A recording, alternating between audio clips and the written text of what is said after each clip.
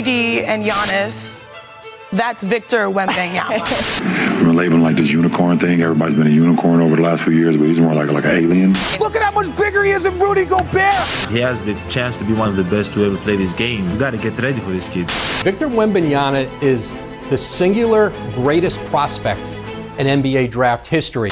Better than Michael Jordan. More hyped than LeBron James. Victor Wembanyama looks like a player with every attribute turned to 100 on a video game. 7'4" in shoes with an 8-foot wingspan. As scary on defense as he is on offense. As long as he stays healthy, whoever gets him in next year's draft will automatically have the best player to build around. That means better than Ja Morant, Zion, or Luka Doncic. So, the number one question is who gets the number one pick? The crazy thing is, we can actually answer that. But first, today's sponsor is PrizePicks. It's a different way to play daily fantasy. You're not competing against other people. It's just you against the projections, which is especially fun with the NBA. And more so on Tuesdays because we have Taco Tuesday, which means PrizePicks gives discounted projections on the board, usually 15 to 25% discount. I know that sounds weird. Here's an example. 15% discount on LeBron's points prop. It would drop his original projection of 30 points, which you'd need to hit, to 25.5. So who picks which player gets to be a taco? We all do. Because every single Tuesday, PrizePicks lets you vote. You can either vote in their members-only Discord or on PrizePicks Twitter. Please don't judge me. My last Taco Tuesday win was on a video game. But this week I am playing NBA. I will announce my picks before the games on my Twitter and IG. And use the code AMHOOPS if you haven't signed up yet. Get a 100% deposit bonus up to $100. It's the easiest way to play daily fantasy in states like California, Texas, and more. So download PrizePicks today, play daily fantasy sports with me. Make sure to use the promo code AMHOOPS. Before the season, the G League and Wemby's French team played each other, and his hype was at an all-time high. It's no coincidence. Several teams stripped their rosters to the bone to intentionally get the L for Vito. The Jazz broke up Donovan Mitchell and Rudy Gobert. The Spurs have 5 19-year-olds on their team. The Pacers could deal Miles Turner and Buddy Hield, but one NBA exec said he would trade the next 10 years of draft picks for Victor. So obviously,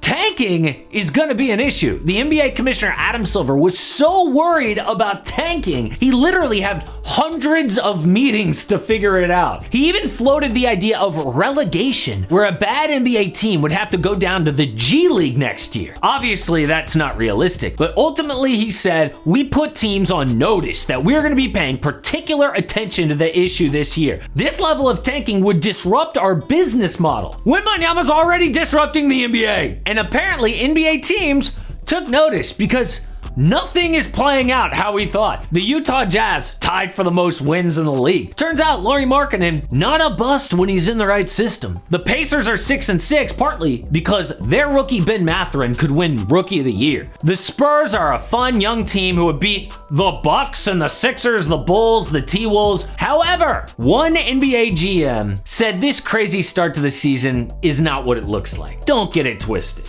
Once people start taking on a little bit of water around the trade deadline, you might see the longest 10 to 15 game losing streaks by multiple teams in NBA history. What he means is the trade deadline could be insane. If any of these teams are still overperforming, they could just trade all their good players to tank. We all know the usual names and trade rumors. Don't forget though, Bojan Bogdanovic, Harrison Barnes, even Nikola Jokic are out there. So tanking will be coming. I don't care about the beginning of the season. But before we answer who's gonna get Victor Wembanyama, who would be the most fun? The Magic just got Paolo Banchero. He already looks like a 10-year vet. A front court with Wemby. Amazing. The Spurs would be amazing. He would be like the next Tim Duncan. But does that mean, I wonder, if Pop would retire? Because maybe it's the perfect time to step away and have like a good clean break to the next era of the Spurs. Maybe with Quinn Snyder as the head coach. Imagine him on the Thunder. How weird would it be on your TV? Wembanyama, Chet Holmgren, and Poku. They'd be like a bunch of giraffes playing basketball. What about the Jazz? They have good players. They could actually contend next year. Wemby in the playoffs as a rookie? Yes. The Pistons are a lot worse than people thought this year. If they had Wembanyama to a playmaker like Cade Cunningham, it would be a nightmare for teams the next 10 plus years. The same goes for the Hornets and LaMelo Ball. They lost Miles Bridges, but it might get the #1 pick, especially if they trade their vets. But we know who can't get him. The Sixers, Bucks, T-Wolves all do not have a first round pick at all. Then the Lakers, the Clippers have pick swaps. So if the Lakers get the top choice, the Pelicans get to swap with them for the better pick. We find out who gets Wembanyama May 16th, 2023. That is the day of the draft lottery. ESPN shows it every year. The deputy commissioner announces the picks in descending order all the way to 1. It is one of my favorite days every single year. So much crazy stuff happens. It determines the future of the league. Like when the Pelicans staff went insane when they won the pick for Zion. Or the infamous 1985 lottery, where people say David Stern froze an envelope so he'd know which one to pick. The conspiracy that got the Knicks Patrick Ewing. But the lottery now works different than back then. The idea is the same. All the teams who miss the playoffs get into the lottery, and teams with the worst record get more chances at a top 4 pick. From 1966 to 1984, the worst from the East and the West flipped a coin for #1. So you had a 50% chance to get the #1 pick.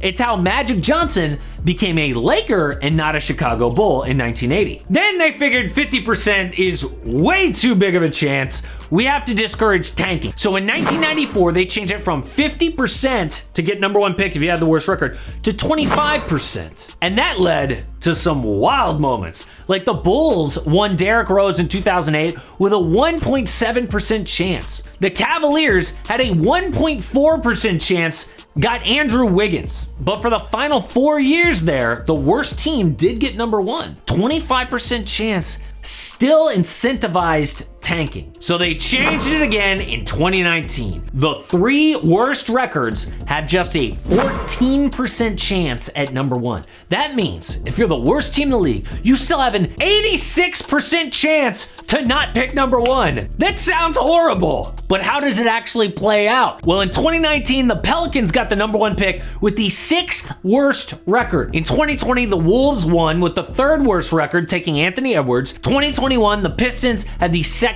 worst record for Cade Cunningham. And last year, the Magic got Paolo with the 2nd worst record. So even though the NBA's changed things, it doesn't discourage tanking. 3 out of the 4 times, a team with a 14% chance still goes #1. So that's great if you're the Pistons or the Pelicans or the Rockets this year, but a really good team could still sneak up. I ran an exact simulation of the NBA draft lottery 100 times to see where Wembanyama might go. If the standings stay like they are today, here's how the lottery could go. The team that won the most was the Rockets, who won 21 times. In fact, the 4 teams with the worst records did win the most. A horrible look for the Lakers. They get Wembanyama 15 out of 100 times, but he goes to the Pelicans. There's been talk about Zion's bad defense. Imagine how tough they would be with Wembanyama at center. Big 3 of Victor, Zion, and Brandon Ingram is so scary.